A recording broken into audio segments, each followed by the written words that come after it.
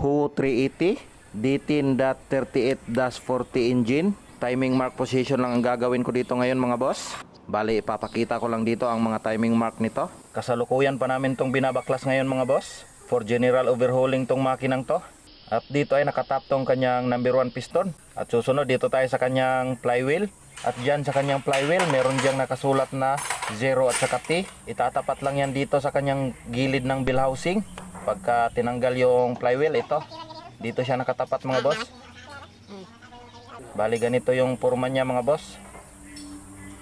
So pagkatapos naman dito, doon naman tayo sa unahan. So dito muna tayo sa kanyang camshaft. Merong guhit dito mga boss. Dito sa gear ng kanyang camshaft. At saka meron namang guhit dito sa ibaba. Dalawang guhit to mga boss.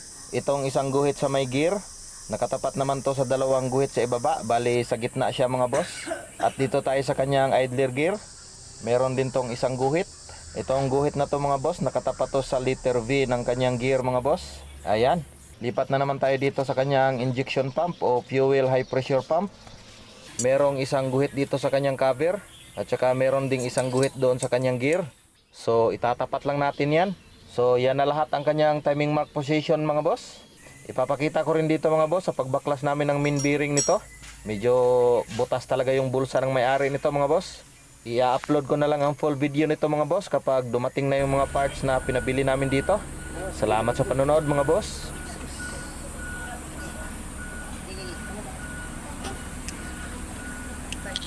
Kauntanan.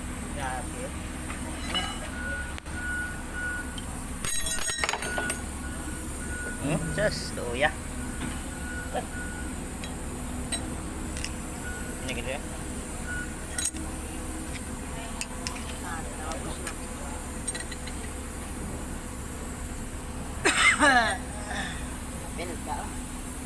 Kurot yun.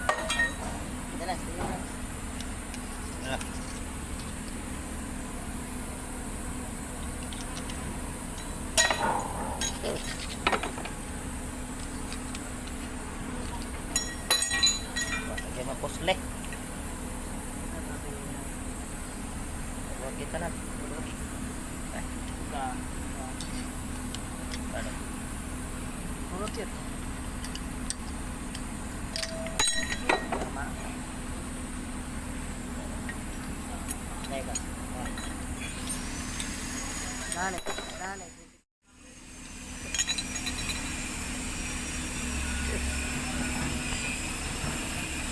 Hindi mapuslan.